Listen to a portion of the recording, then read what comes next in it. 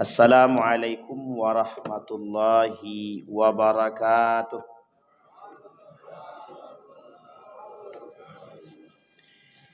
Alhamdulillahi rabbil alamin wa bihi nasta'inu ala umuri dunya waddin wassalatu wassalamu ala asyrafil anbiya'i wal mursalin wa ala alihi wa sahbihi ajma'in. Allahumma salli wa sallim wa barik ala hadzal nabiyil karim. Allahumma salli ala Muhammad wa ala ali Muhammad fil alamin innaka Hamidum Majid. Ya ayyuhan nasu taqu rabbakum alladhi khalaqakum min nafsin wahidah wa khalaqa minha zawjaha wa batha minhuma rijalan katsiran wa nisaa'a wattaqullaha alladhi tasaaluna bihi wal arham innallaha kana 'alaikum raqiba. Wa qala Allah ta'ala ya ayyuhalladzina amanu taqullaha wa qulu qawlan sadida yuslih lakum a'malakum wa yaghfir lakum dhunubakum wa may yuti'illaha wa rasulahu faqad faza fawzan 'azima. Puji syukur kehadirat Allah dengan mengucapkan alhamdulillahirabbil alamin. Berselawat kepada Nabi dengan mengucapkan Allahumma salli ala Muhammad wa ala ali Muhammad fil alamin innaka Hamidum. Bapak Ibu sekalian yang berbahagia, mudah-mudahan di subuh hari ini Allah melimpahkan rahmat serta karunia-Nya kepada kita semua dan keberkahannya. InsyaAllah yang hadir husnul khatimah. Dan kita semua istiqamah sampai akhir Ramadan. Sampai Allah kemudian istiqamah sampai akhir mudah-mudahan. Untuk orang tua kita yang telah mendahului kita, Allah tempatkan di tempat terbaik di sisinya, Allah terima amal ibadahnya. Kemudian untuk orang tua kita yang masih hidup, Allah sehatkan, Allah kuatkan, luaskan rezekinya. Kemudian Allah memberikan keberkahan serta keistiqamahan kepada beliau. Amin ya rabbal alamin. Baik Bapak Ibu sekalian yang berbahagia, kita lanjutkan kajian kita fenomena akhir zaman. Salah satu subuh ini yang nampak fenomenanya adalah jumlah perempuan lebih banyak daripada laki-laki. Kata Nabi dalam hadisnya, kalaulah jumlah perempuan lebih banyak daripada laki-laki, tanda kiamat berarti. Sekarang kita hitung perempuan di belakang lebih nampak banyak ibu-ibu daripada bapak-bapak. Jadi tanda kiamat. Yang belum nikah silahkan. Tapi yang sudah nikah jangan nambah kalau tak berani. Tapi kalau berani silahkan Pak. Kalau bapak-bapak, ibu-ibu tak boleh nambah. Diskriminasi gitu. Ibu-ibu tak boleh. Karena nanti poliandri jadinya. Kalau poliandri boleh. Tak boleh poliandri. Kata ibu-ibu belakang, begitulah curangnya Islam. Dan bukan curang. Kurang tepat aja. Maksudnya bukan Islam yang kurang tepat. Jadi tak boleh poliandri. Tapi kalau laki-laki, kenapa boleh poligami Ustaz, sementara perempuan tak boleh? Kenapa Bapak Ibu? Ada alasannya kenapa laki-laki boleh, perempuan tidak. Nah, nanti tanyakan sama Ustaz yang lain Bapak Ibu ya. Baik Bapak Ibu, kita lanjut pada materi kita. Materinya adalah prahara atau fenomena akhir zaman. Nabi berkata dalam riwayat yang lain, kata Nabi, Ruwiya Abu Daud wa Tirmizi wa Ibnu Majah an Abi Hurairah radhiyallahu anhu anna Rasulullah sallallahu alaihi wasallam qala iftaraqatil yahudu ala 71 firqatan wa tafarraqatin nasara ala 72 firqatan wa tafarraqat ummati ala 73 firqatan kulluha fin nari illa wahidah. Qalu wa man hum ya Rasulullah? Qala hum alladzina ana alaihi wa ashabi. Dalam riwayat yang lain disebut dengan ahlus sunnah wal jamaah. Kata Nabi, Yahudi terpecah menjadi 71 kelompok. Kemudian Nasara terpecah menjadi Nasrani, terpecah menjadi 72 golongan. Tapi kata Nabi, umatku terpecah menjadi 73 golongan. Semuanya masuk neraka kecuali satu katanya, yaitu ahlus sunnah wal jamaah, Tapi Ahlus Sunnah wal Jamaah di sini disebut dengan saya yang mengikuti aku, kata Nabi, dan sahabatku. Nah, ini dijadikan alasan oleh sebagian kalangan yang tidak menyesuaikan Nabi dengan para sahabatnya atau menyelisihi para Nabi dan sahabat, maka dia bukan daripada golongan Ahlus Sunnah wal Jamaah, kata mereka. Tetapi dalam hadis ini yang dimaksud dengan Ahlus Sunnah wal Jamaah di situ, atau yang mengikuti sunnah-sunnah baginda Nabi Muhammad sallallahu alaihi wasallam, dan begitu juga mengikuti perbuatan atau ibadah-ibadah daripada sahabat-sahabat Nabi. Apa maksud hadis ini kita sampaikan di subuh hari ini? Bapak Ibu sekalian yang berbahagia, di dalam kitab Risalah Ahlus Sunnah wal Jamaah karangan Syekh Muhammad Hasim Al-Asy'ari. Siapa ini Bapak Ibu? Siapa yang tahu Syekh Hasim Al-Asy'ari ini? Pendiri Nahdlatul Ulama. Pendiri Nahdlatul Ulama atau Nahdlatul Ulama itu berdiri 1900, NU berdiri 1900. Ini banyak yang ngaku NU berarti kalau begini. Kok enggak tahu? Pak, Bu, Muhammadiyah berdiri kapan? Indonesia merdeka kapan? Nah, itu ingat pula. Alhamdulillah. 17 Ramadan. 17 Ramadan deklarasi kemerdekaan Republik Indonesia. 17 Ramadan. Jadi itu hadiah itu. NU Muhammadiyah berdiri 1912. NU berdiri 1926. Sama dengan berdirinya Pondok Pesantren Darussalam Gontor 1926. Jadi kalau mengingat itu agak mudah. Sebelum 1926, Kiai Haji Ahmad Dahlan ini termasuk yang meninggal cepat. Kata tahu daripada Kiai Haji Ahmad Dahlan mendirikan satu organisasi kemasyarakatan, organisasi Islam namanya Muhammadiyah, Kiai Haji Hasyim Asy'ari tidak mendirikan kelompok. Tapi setelah meninggal Kiai Haji Ahmad Dahlan, barulah kemudian berdiri Nahdlatul Ulama. Jadi beliau mendirikan Nahdlatul Ulama itu setelah Kiai Haji Ahmad Dahlan meninggal. Itu dia siapa namanya? Kiai Haji Hasyim Asy'ari. Jadi kalau ada orang ngaku NU tak tahu Kiai Haji Hasyim Asy'ari, tak tahu kapan berdiri, ya ini masalah nih. Ini belum kita tanya nanti bagaimana marsnya NU, malah nggak tahu kan. Marsnya NU Nahdlatul Ulama.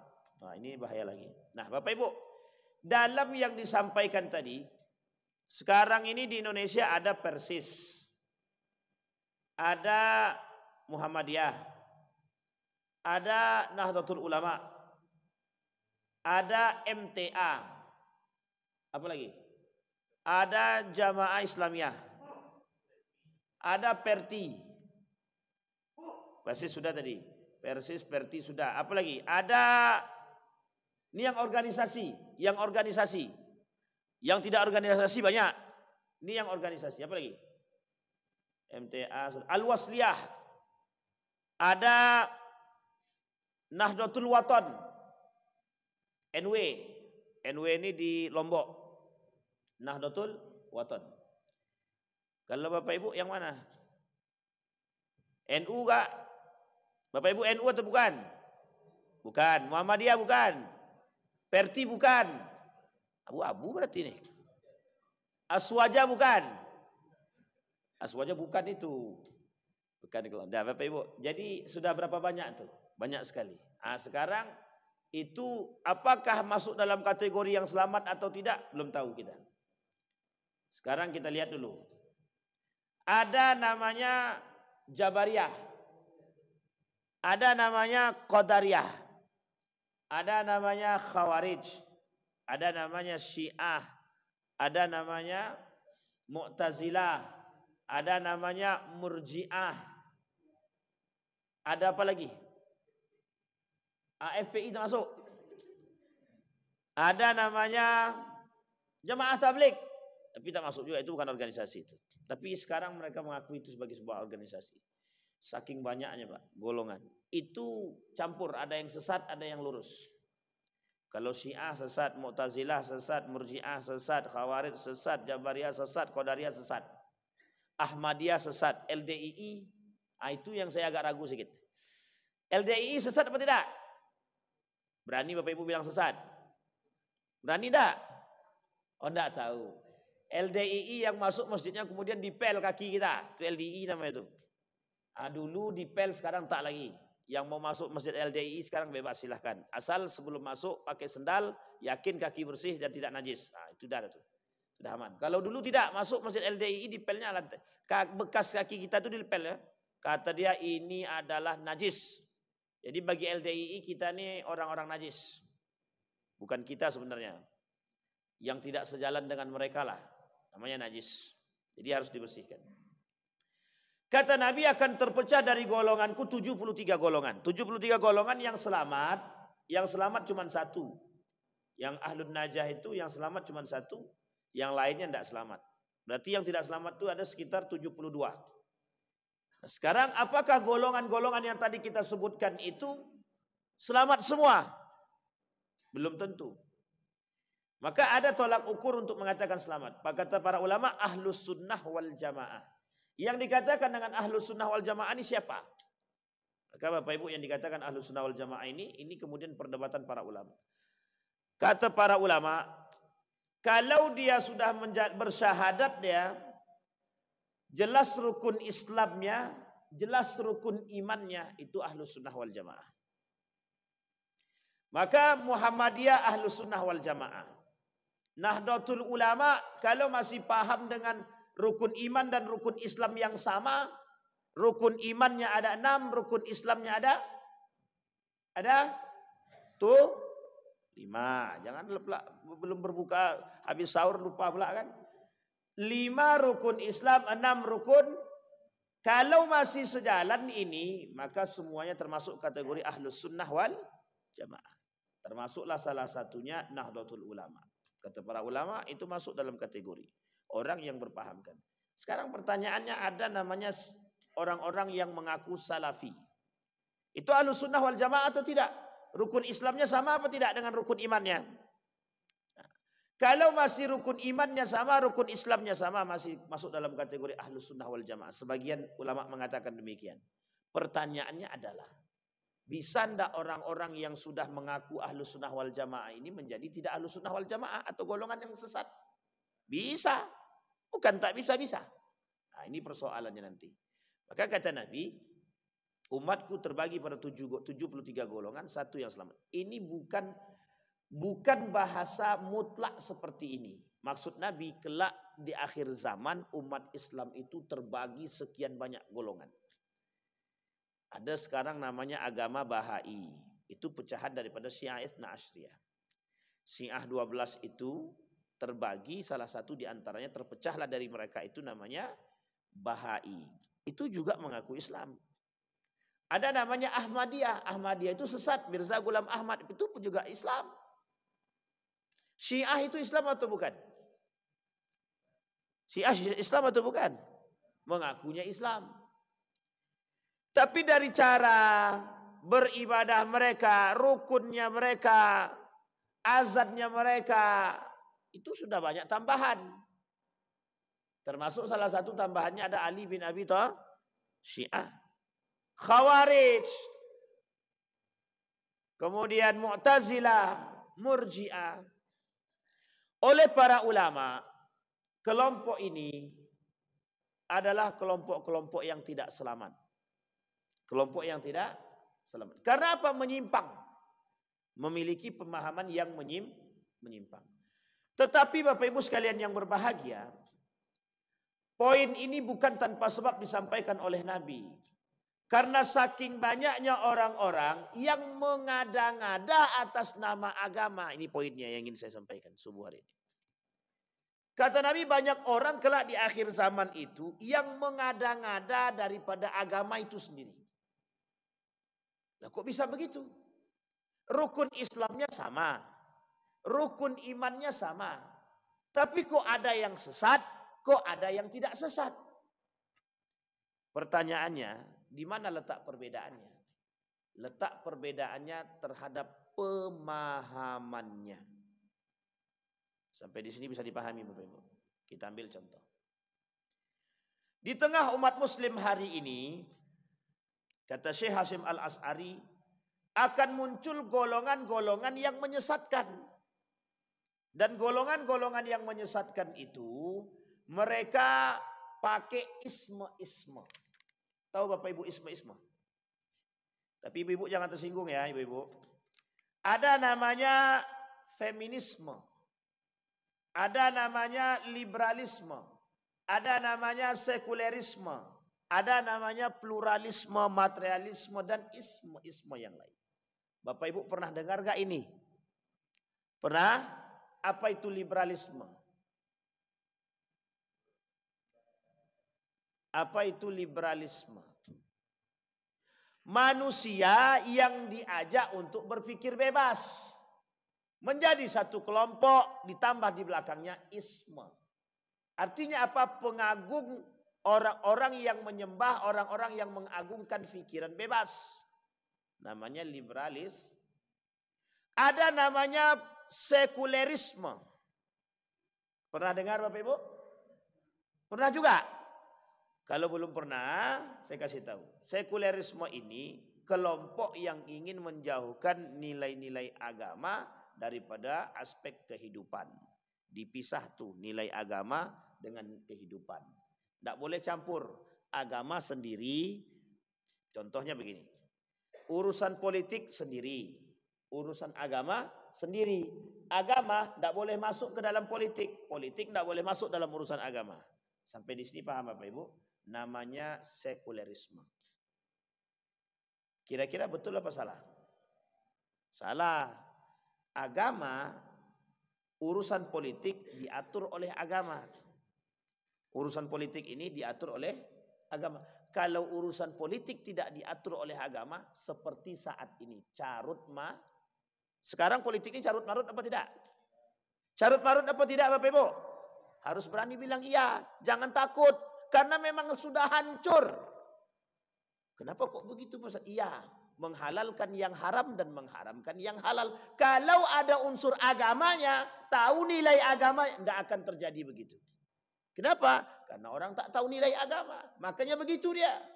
Suap yang tak haram dibilang haram. Suap yang haram dibilang tidak haram. Makanya banyak yang suap. Tapi uniknya yang nerima juga banyak. Dan yang menerima juga tahu kalau suap itu haram. Tapi tetap menerima kan. 1.000 pun tetap suap. Satu. Ada namanya pluralisme. Tahu Bapak Ibu pluralisme? Menganggap semua agama ini benar. Sekarang saya tanya Bapak Ibu, mana yang benar dari pernyataan saya nih? Semua agama itu, menganggap semua agama itu ada, dan menganggap semua agama itu benar. Mana yang diartikan sebagai pluralisme? Menganggap semua agama itu ada, menganggap semua agama itu benar. Mana yang disebut dengan pluralisme? Nomor berapa Pak?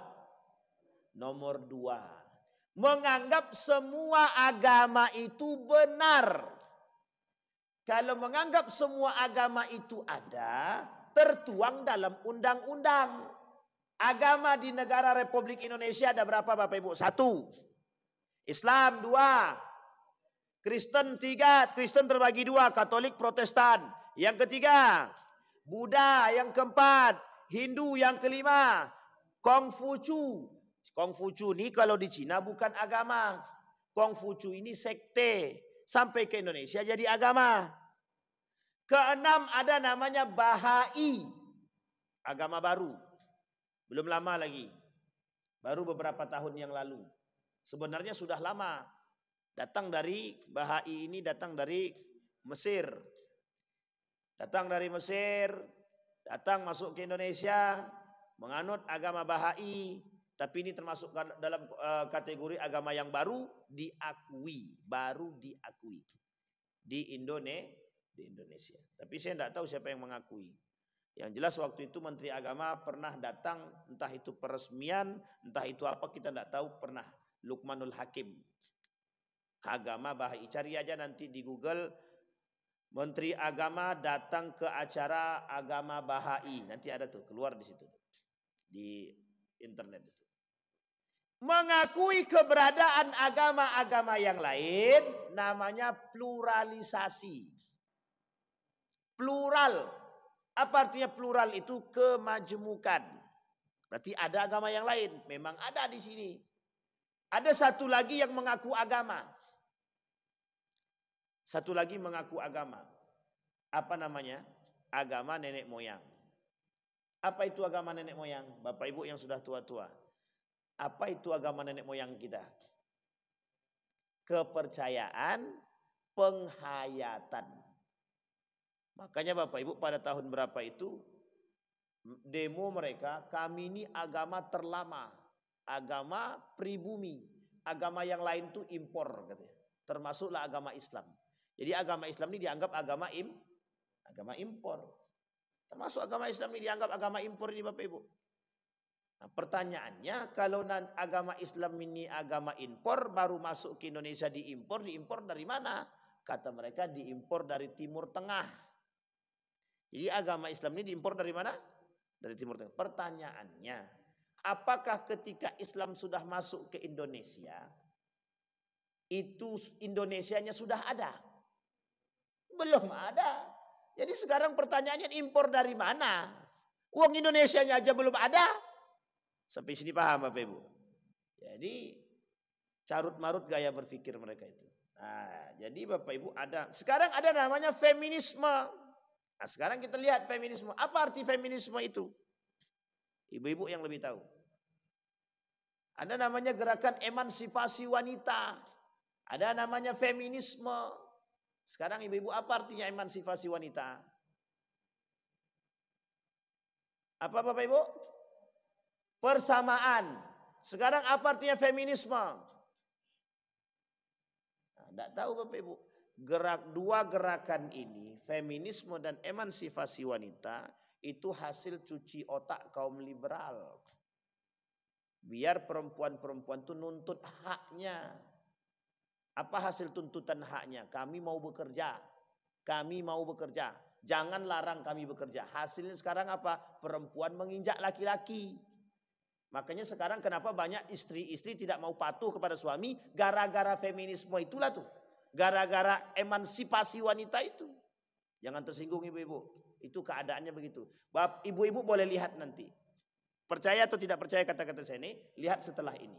Anak muda zaman sekarang, gaya berpikirnya feminisme dan emansipasi wanita. Kami ini wanita karir. Kalau abang mau sama saya silahkan, kalau enggak urusan masalah. Aku udah punya gaji sendiri. Coba, gara-gara karakter emansipasi wanita dan feminisme, keangkuhan itu timbul. Kesombongan itu timbul. Apa kata dia? Kalau abang nak ceraikan, ceraikanlah. Masih banyak laki-laki yang mau. Aku punya duit kok, kata dia. Itu masalah tuh Pak. Makanya bapak-bapak hati-hati nih. Nggak, yang di sini aman insya Allah. Baik. Nah, golongan yang saya sebutkan tadi yang isme ini Bapak Ibu, itu mereka semua mengaku Islam. Orang-orang yang ikut ini mengaku Islam. Seperti liberalisme. Orang-orang liberalisme ini, orang-orang dia mengaku Islam itu.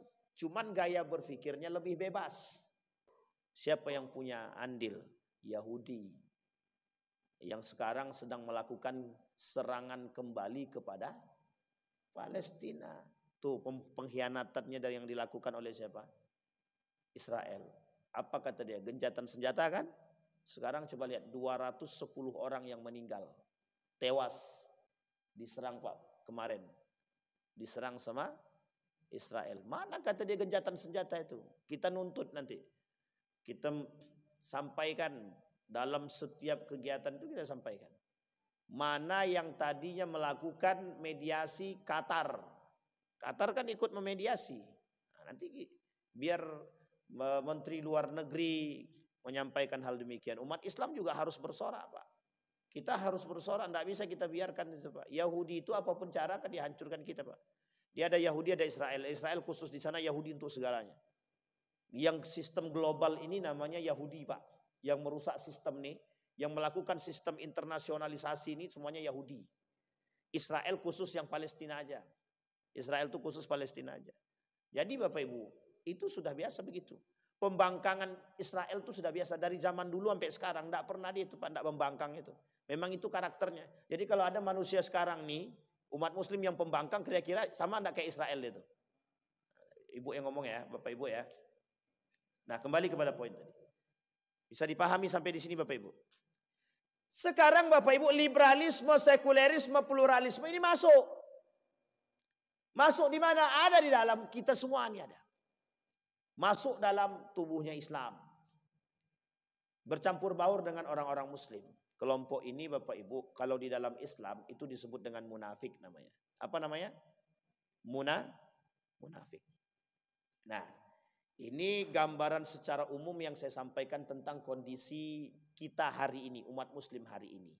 Kelompok-kelompok ini Bapak Ibu, yang ada isme-ismenya tadi, itu kelompok yang menguasai dunia hari ini. Kelompok yang menguasai dunia. Baik liberalisme, sekulerisme, pluralisme, itu kelompok yang sedang menguasai dunia hari ini. Dan ini adalah bagian daripada proyeknya kaum Yahudi. Sampai di sini sudah bisa dipahami Bapak Ibu? Baik, sekarang kita lihat. Kok bisa orang yang berpegang teguh, kok bisa orang yang rukun Islamnya sama, rukun imannya sama, bisa sesat? Ini kita sudah sepakat ya bahwa Ahlussunnah wal Jamaah itu rukun imannya benar, rukun Islamnya benar. Lah kok bisa sesat? Kita ambil contoh. Ada enggak orang muslim yang mati dalam keadaan kafir? Ada enggak? Nah. Ada orang muslim yang mati dalam keadaan syirik? Ada. Kira-kira rukun Islamnya masih sama enggak? Sama. Lah tapi kok bisa terjadi penyelewengan, terjadi penyimpangan? Apa penyimpangannya? Penyimpangannya pada pemahaman. Kita ambil contoh, penyimpangan pemahaman. Kata Al-Quran, nikah beda agama itu haram. Yang boleh perempuan ahlul kitab, laki-lakinya muslim. Itu yang benar. Sekarang kan tidak ada ahlul kitab lagi. Kitabnya pun sudah tidak benar. Ahlul kitab dahulu itu masih ada Zabur, Taurat, Injil. Yang isinya Taurat, Zabur, Injil ini isinya itu masih menyeru kepada Tuhan yang satu. Sekarang sama enggak dengan begitu isinya sekarang? Enggak sama. Sudah dibuat oleh manusia. Sehingga Bapak Ibu, kata Al-Quran, yang boleh menikahi itu perempuannya ahlul kitab, laki-lakinya muslim. Kalau dibalik laki-lakinya ahlul kitab, perempuannya muslim tak boleh. Itu pun kalau ahlul kitab itu masih ada. Kalau ahlul kitabnya sudah tidak ada, berarti secara otomatis sudah tidak bisa, sudah tidak boleh perempuan kafir menikah dengan baik sebaliknya. Tapi datang satu kelompok yang memiliki pemahaman berbeda. Kata dia, tidak ada masalah. Ini urusan nikah, ini urusan cinta. Mau kami nikah beda agama, itu terserah urusan kami. Yang jatuh cintakan kami, bukan kalian. Jadi ngapain pula kami harus diatur-atur? Sampai di sini paham Bapak Ibu? Sehingga terjadilah pernikahan beda agama. Kira-kira. Sesat apa tak sesat? Menyimpang atau tak menyimpang? Menyimpang. Apa penyimpangannya? Menolak isi ayat Al-Qur'an. Menolak ayat Al-Qur'an. Menolak ayat Al-Quran. Ayat Al-Quran ini datang dari mana? Dari Allah. Berarti sedang menentang siapa? Menentang Allah. Sampai di sini bisa dipahami Bapak Ibu? Ini penyimpangan. Sesat apa tak sesat? Kalau dia katakan bahwa nikah beda agama itu boleh, berarti sesat. Penyimpangan pemahaman. Sekarang kita lihat yang lain. Kata Allah, sembahlah aku, mintalah kepadaku. Ya, minta kepada siapa? Minta kepada Allah. Sembah kepada siapa? Allah. Sekarang, Bapak Ibu, ada orang minta jabatan kepada manusia. Kira-kira syirik enggak? Pak Kepala Dinas, aku mau naik jadi kabid. Dari staf biasa pengen jadi kabid. Kata Kepala Dinas, enteng. Cuma tinggal bayar 50 juta kok. Kata dia, sekarang saya tanya Bapak Ibu, itu orang minta bantu kemana? Ke Kepala Dinas. Pertanyaannya, derajatnya Kepala Dinas sama nggak dengan Tuhan? Sekarang apa yang terjadi? Dosa pertama, syirik dia kepada Allah. Dosa kedua, suap dia. Jadi berapa banyak dosanya? Kalau cuma suap saja, dia dapat dosa. Tapi dosanya tidak sampai pada tingkatan dosa tertinggi. Memang suap ini dosa besar, tapi tak sebanding dengan syirik. Kalau syirik sudah menduakan tuh, orang yang mati dalam keadaan syirik, kekal di dalam neraka. Tapi kalau cuma suap aja, dia tidak kekal dalam neraka. Dicuci dulu pakai rinso, setelah bersih baru diangkat, dimasukkan. Tapi kalau syirik dia mau dicuci sekalipun, tetap dia kekal di neraka. Kalau dia tidak bertobat sebelum dia meninggal. Sampai di sini bisa dipahami Bapak Ibu. Kira-kira orang yang minta bantuan kepada manusia dan menganggap manusia itu mampu memberikan bantuan kepada dia, kira-kira syirik enggak? Syirik tidak. Sekarang pertanyaannya, banyak yang mana? Banyak enggak manusia yang minta kepada manusia? Makanya disebutlah oleh Buya Hamka syirik modern. Tahu Bapak Ibu syirik modern? Dulu orang yang disembahnya patung, yang disembahnya pohon, yang disembahnya matahari. Sekarang yang disembahnya manusia. Ada orang mau naik jadi pimpinan, jadi penguasa. Apa kata dia? Diminumnya lah bekas cuci kaki air ibu namanya. Nah, ini ada kelompok Syiah tuh begitu punya pemahaman begitu juga itu. Jadi kaki maknya tadi dimasukkan ke dalam, ada seorang wanita yang dianggap ibu, kakinya dimasukkan ke dalam tempat air atau baskom, airnya diminum. Itu pemahaman yang sesat itu. Sudah sesat banget itu. Kalau mencium kaki orang tua kandung itu lain cerita. Bentuk ketaatan seorang anak itu biasa-biasa saja. Tapi kalau sudah mencuci air kaki orang lain, minumnya bekas cuci kaki orang lain, air apa? Bekas air cuci air cuci kakinya orang lain. Nah, berlepotan pula tuh. Bekas cuci kaki orang itu diminum, nah itu ya sesat itu. Salah satu di antara kelompok Syiah ada yang begitu. Jadi Syiah itu punya pengagungan kepada ibu. Nah, tapi terserah ibunya yang mana. Dulu pernah terjadi. Dulu pernah heboh keluar di berita, tapi saya tak sebutkan siapa. Kalau saya sebutkan orangnya siapa, mesti Bapak Ibu akan kaget. Tapi saya tak perlu sebutkan. Sampai di sini paham Bapak Ibu? Sudah paham ya Bapak Ibu ya? Nah, sekarang perhatikan baik-baik Bapak Ibu. Poinnya nanti ada di akhir. Dalam kondisi seperti ini Bapak Ibu sekalian yang berbahagia, itu terjadi penyimpangan. Rukun Islamnya sama, rukun imannya sama, pemahamannya yang berbeda. Dalam memahami perbedaan pemahaman seperti ini, disinilah yang terjadi Bapak Ibu, yang sesat dan tidak sesat. Rukun Islam. Rukun Islam itu ada berapa? 5. 1, syahadat. Pertanyaannya, bisa enggak syahadat kita batal? Bisa. Ada 20. Ada 20 penyebab batalnya syahadat. 1 diantaranya adalah orang yang tidak bersyukur akan nikmat Allah dan ingkar akan nikmat Allah. Itu bisa terjerumus dalam indikasi batal syahadat. Kalau dia tak bersyukur akan nikmat Allah, diumpatnya, diingkarinya, seperti yang dilakukan Qarun. Kata Qarun, innama utituhu ala ilmin indi, semua yang aku perbuat ini itu hasil jerih payah saya. Sekarang saya tanya, ada enggak orang begitu? Ada enggak orang yang berkata ini semua hasil jerih payahku? Kalau ada yang berkata begitu, beda tipis dengan Qarun. Kalau bedanya dengan Qarun lebih kaya daripada dia. Kalau ada orang begitu sekarang, mengaku dia ini semua hasil jerih payahku. Nah, berarti dia bagian daripada cuman tidak sekaya Qarun. Itu aja sayangnya. Maka Bapak Ibu sekalian yang berbahagia, ada pernyataan di kalangan masyarakat begini. Wajar dia sombong. Dia kaya. Sekarang saya tanya Bapak Ibu, wajar enggak orang kaya itu sombong? Kalau ada yang bilang begitu, berarti itu sudah menyesatkan orang itu. Wajar dia sombong, dia kaya, wajar dia sombong, dia pintar. Enggak ada yang wajar, Pak.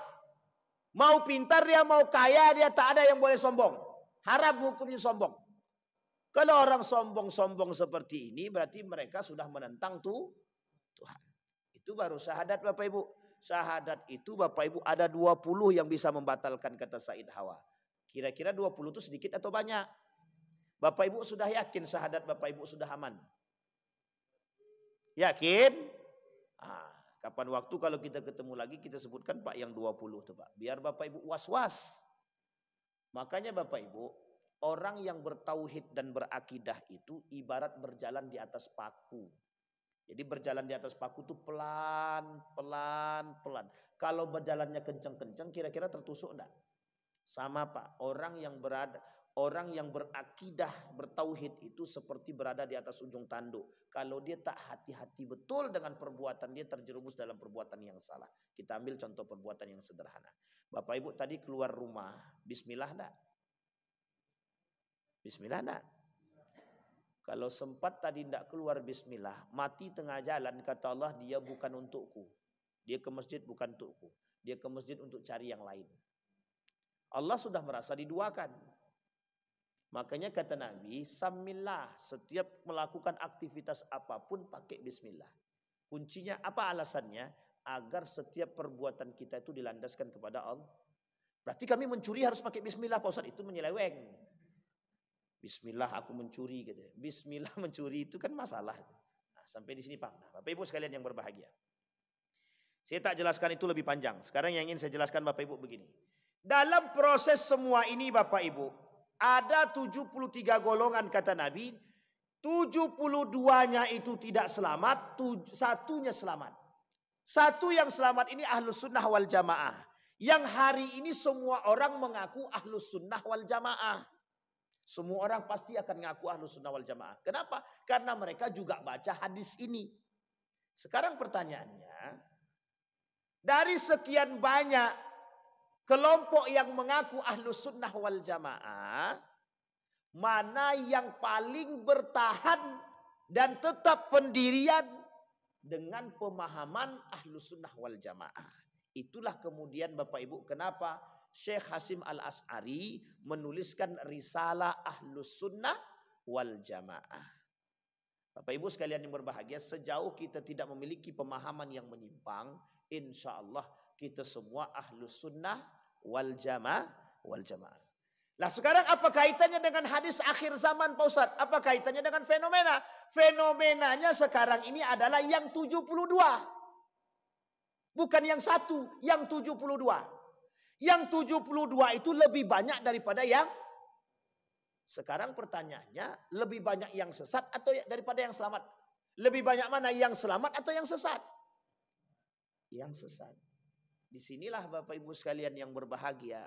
Kenapa baginda Nabi Muhammad SAW mengatakan berpegang teguh dengan Al-Quran dan Sunnah tidak akan menyesatkan. Biar Bapak Ibu paham. Jadi struktur pemahamannya begitu. Karena kelak di akhir zaman kata Nabi yang mengisi bumi ini itu cuma dua. Satu kafir, yang kedua munafik. Dan kedua-duanya sesat apa tidak? Kedua-duanya penghuni neraka jahanam. Kita diperuntukkan oleh Nabi agar menjaga diri tidak terjerumus dalam perbuatan yang salah dan penyimpangan. Kata Syekh Sulaiman, penyimpangan pemahaman akidah yang membuat orang keluar daripada Islam ada 10 poin. Kapan waktu kalau kita ketemu lagi, kita sampaikan lagi. Salah satu di antaranya kata beliau, i'radun an dinillah, berpaling dari agama Allah. Berpaling daripada agama Allah ini Bapak Ibu bukan keluar daripada Islam, bukan murtad, tapi berpaling daripada nilai-nilai agama. Orang yang berpaling dari nilai-nilai agama sedang berpaling daripada agama. Berpaling dari nilai-nilai agama sedang berpaling daripada agama. Orang yang berpaling dari agama bisa merusak keislamannya. Contohnya apa? Liberalisme, sekulerisme. Mengakui keberadaan agama yang lain itu boleh saja. Karena itu plural. Sekarang mengakui kebenaran agama yang lain sesat apa tidak? Sekarang saya tanya Bapak Ibu, agama yang, dengarkan pernyataan saya ini Bapak Ibu. Islam salah satu agama yang benar di negara Republik Indonesia. Kira-kira pernyataan ini betul apa salah? Betul apa salah? Islam salah satu agama yang benar dan baik di negara Republik Indonesia. Betul Bapak Ibu? Kata ibu-ibu belakang betul. Bapak-bapak salah apa betul Pak? Salah. Yang betul bagaimana Pak? Islam itu satu-satunya agama yang benar. Kalau ibu bilang betul, berarti masih ada agama lain yang benar. Kalau ada agama lain yang betul, berartilah rusak akidah kita Bapak Ibu. Sampai di sini paham? Bisa dipahami Bapak Ibu? Ini proyek mereka sekarang. Membuat kita nih mengakui kebenaran agama-agama yang lain. Nah, ini yang kita maksud. Program seperti ini. Disinilah Bapak Ibu sekalian berbahagia, kita ini sekarang sedang digrogoti yang 72 tadi. Kita berada sekarang pada posisi yang sendiri. Nah, caranya Bapak Ibu, 72 ini mencoba merusak yang satu ini. Bagaimana caranya? Setiap orang banyak yang mengaku ahlus sunnah wal, dipecahlah kita nih Bapak Ibu, dibuat program pemecah belah umat. Sampai di sini bisa dipahami? Nah, akhirnya yang terjadi apa? Kita berpecah belah. Setiap orang mengaku yang mengaku paling benar dan menyalahkan yang lain masuk dalam kategori satu kesalahan yang fatal. Sampai betul benar-benar dia mengetahui kebenaran dalam apa yang dia pahami. Ini poin nih Bapak Ibu untuk kita sampaikan. Sehingga tidak bisa sembarangan. Inilah poin daripada beragama. Sampai di sini bisa dipahami Bapak Ibu? Sudah aman belum? 72. Nah, memastikan diri untuk tidak terjerumus dalam yang 72 tadi. Memastikan diri untuk tidak terjerumus pada yang 72 tadi. Itulah tugas kita hari ini. Karena setiap orang mengaku ahlus sunnah wal jamaah. Kalau semua orang mengaku ahlus sunnah wal jamaah dan tidak terjadi penyimpangan pada pemikiran mereka, tidak ada masalah. Tapi kalau terjadi penyimpangan, misal, Nabi tak pernah mengkafirkan orang. Nabi tak pernah mengkafirkan orang. Pernah nggak Nabi mengkafirkan? Jangankan mengkafirkan, membunuh orang munafik aja Nabi tidak pernah. Padahal begitu dahsyatnya fitnah orang munafik itu terhadap Nabi. Nabi tak pernah bunuh dia. Kata Nabi, kalau aku bunuh, apa kalian mau aku dipanggil sebagai seorang pembunuh sahabat? Kata Nabi. Membunuh. Nabi tak pernah mengkafirkan. Sampai dikatakan man kaffara fahuwa kafir. Yang mengkafirkan orang dia kafir. Sekarang muncul orang-orang yang suka mengkafirkan orang lah. Ini pemahaman yang menyimpang. Yang harus kita luruskan. Nah, Bapak Ibu sekalian yang berbahagia, di akhir zaman ini Bapak Ibu, yang muncul adalah abu-abu. Apa maksudnya abu-abu Pak Ustaz? Yang halal tak nampak, yang haram tak nampak. Yang salah benar, yang benar salah. Yang hitam putih, yang putih. Kata Nabi, ahalla harama wa harrama halala. Mereka menghalalkan yang haram dan mengharamkan yang halal. Maka Bapak Ibu, di tengah carut marutnya itu salah satu fenomena yang terbesar di akhir zaman. Salah satu fenomena yang terbesar di akhir zaman itu adalah kita tidak nampak lagi mana baik, mana buruk. Kita sulit membedakan mana yang hak dan mana yang batil. Salah satu tujuan daripada Allah turunkan Al-Quran di muka bumi ini Bapak Ibu, salah satu di antara sekian banyak alasan, satu di antaranya membeda antara yang hak dan yang Al-Quran ini tujuannya pembeda antara yang hak dan yang batil.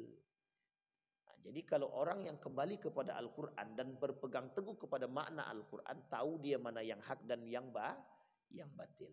Nah Bapak Ibu, berjaga-jagalah terhadap kondisi kita hari ini. Yang saya sampaikan ini Bapak Ibu semuanya sudah terjadi. Dan apa yang dikatakan Nabi mulai terjadi sedikit demi sedikit. Termasuklah salah satunya munculnya golongan-golongan yang menyesatkan di tengah umat muslim hari ini yang mengaku sebagai seorang muslim. Kita ambil contoh yang paling sederhana, yang kasusnya yang waktu itu lagi rame.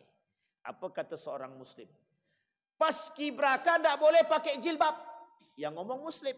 Sekarang pertanyaannya adalah, bagaimana cara kita menghakimi orang yang mengatakan demikian? Dia muslim, tapi kata dia tidak boleh pakai jilbab. Sekarang pertanyaannya, kalau ada umat muslim melarang orang muslim yang lain tidak melarang menggunakan jilbab, kira-kira bagaimana keislamannya? Bagaimana keislamannya? Sampai di sini paham Bapak Ibu? Paham maksud saya kan? Sama Bapak Ibu, itulah yang terjadi. Mereka tidak kafir dia, mereka tidak keluar daripada Islam. Mereka muslim, tapi mereka rusak ini kita. Mereka rusak. Makanya untuk mudah menghancurkan umat muslim itu bukan ajak dia ke kafir. Kata orang orientalis, kata Louis itu, jangan perangi umat muslim, jangan minta mereka keluar daripada agama mereka. Kalau kalian minta mereka keluar dari agama, tidak akan mau dia. Cuman rusak otaknya. Rusak fikirannya, rusakkan fikirannya. Kalau sudah rusak fikirannya, ntar dia keluar sendiri. Nanti dia keluar sendiri. Secara tidak langsung kita terjerumus dalam kafir yang tidak kita sadar. Makanya bahasanya kafir secara tidak sadar. Bagaimana caranya kafir secara tidak sadar itu Pak Ustadz? Kita sudah tidak mengakui kekuasaan Allah. Saya kira itu saja Bapak Ibu sekalian yang berbahagia. Mudah-mudahan ada manfaat bagi kita semua. Kita berdoa kepada Allah. A'udzubillahi minasyaitonirrajim. Bismillahirrahmanirrahim. Alhamdulillahirabbil alamin. Hamdan syakirin, hamdan naimin. Hamdan yuwafi ni'amahu wa yukafi'u mazida ya rabbana lakal hamdu kama yanbaghi li jalali wajhikal karim wa azim sultanik.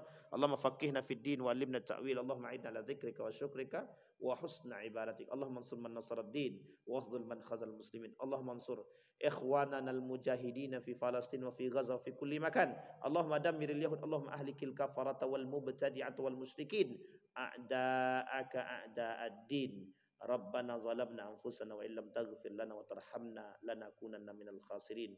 Allahumma anfa'na bima 'allamtana warzuqna uluman tanfa'una fid din wa dunya wal akhirah.